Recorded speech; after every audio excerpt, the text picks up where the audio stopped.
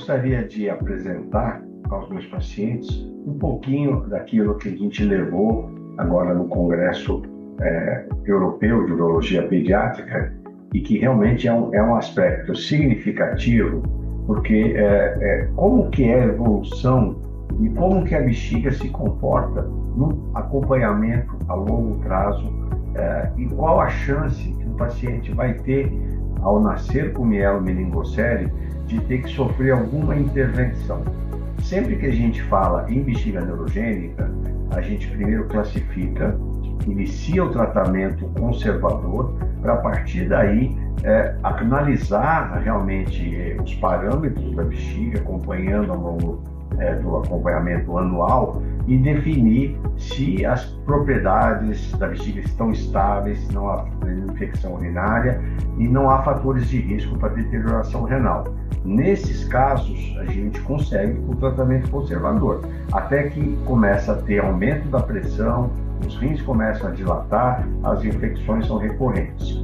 E num outro grupo de pacientes, que são aqueles que têm uma predisposição a ser incontinentes, ou seja, não vão sair da fralda.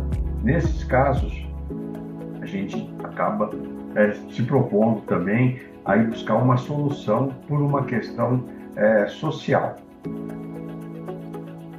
Então, nesse estudo, nós fizemos uma avaliação da sobrevida da função vesical, acompanhando pacientes desde 2011, que foi quando começou o programa de cirurgia in útero aqui em São Paulo, coordenado pelo Dr. Antônio Moron, pelo Dr. Sérgio Cavalheiro.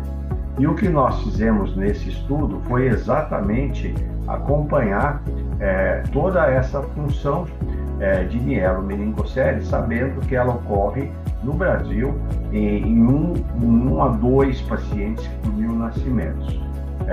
Havia uma disputa ou uma certa tendência inicial, principalmente após o estudo MOMS, de que a cirurgia tinha algum benefício. Em 2015, esse grupo, que nós chamamos de grupo MOMS urológico, publicou esses dados alegando que sugeria benefício, mas no mesmo ano, e tendo como racional essa experiência realmente extraordinária aqui do nosso grupo na Unifesp, contando também com o Dr. Alexandre Lourenço na parte de ortopedia, e nós começamos um estudo prospectivo, que já em 2015 fizemos nossa primeira publicação com 50 casos e que não víamos essa melhoria nas questões urinárias da cirurgia in útero. É importante que quando os pacientes chegam, é feito o estudo urinário precoce para caracterizar o grupo de alto risco, o grupo incontinente, o grupo normal e o grupo de bexiga hipoativa. Cada um desses grupos tem um tipo diferente de tratamento, né? E a nossa ideia é, acompanhando esses pacientes, ver o que aconteceu com eles do ponto de vista de sobrevida da bexiga, ou seja, a bexiga que manteve a sua função fisiológica intacta ou ela precisou ser operada. Então, nós selecionamos apenas pacientes que chegaram até o nosso consultório abaixo de 1 ano, na sua primeira avaliação, para que a gente tivesse a certeza que eles foram todos tratados da forma correta, de acordo com essa categorização inicial. E o nosso objetivo era avaliar a cirurgia como um parâmetro independente, mas também a avaliação urodinâmica no momento inicial e no momento final, ou seja, na primeira e na última consulta, também o tratamento inicial e final e quando que essa cirurgia foi realizada. Então, nós, de um banco de dados inicial de 168 pacientes, nós selecionamos com esses critérios de inclusão 61%, ou seja, 103 pacientes, quase que meio a meio, e o que a gente viu com tempo máximo de follow-up, ou seja, 138 meses, mas com tempo médio de 46 meses, que é quase 4 anos, né? No segmento máximo de mais de 11 anos. O que a gente observou, primeiro, a incidência de refluxo é de 17,5%, hidronefrose 19,4%, ou seja, quase que 20% dos pacientes vão ter já, na primeira avaliação, hidronefrose ou refluxo. A classificação inicial, segundo aquela de Leal da Cruz que a gente propõe, alto risco, normal, baixa, baixa a efetividade de contração, né, a hipoativa, e o padrão incontinente, vejam, 22%.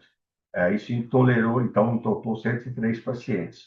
E com os tratamentos realizados, a gente viu quantos faziam cateterismo mais anticolinérgico, 50, 6 em cateterismo, 47 em observação, e aqui no final, 13 pacientes operados, isso representou 12,6%, e essa curva é muito importante. Então, se a gente acompanha ao longo do tempo, 25 meses, 50 meses, 75 meses, 100 meses, né? E aqui depois uma outra queda. Vejam, até 50 meses, menos de 10% precisam ser operados, ou seja, nos primeiros 4 anos. A partir do quinto ano, há um decréscimo, né? Sendo que com 100 meses, ó, nós já temos aqui ó, quase que 25% operados.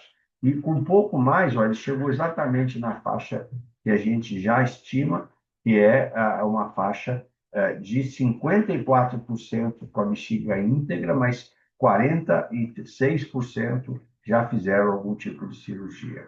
Dessa forma, esse trabalho ele é muito importante, ele contribui para a literatura, mostra realmente a chance de que isso ocorra, e com um tempo de sobrevida livre de cirurgia de 54% ao se atingir 110 meses, ou seja, 9 anos de follow-up.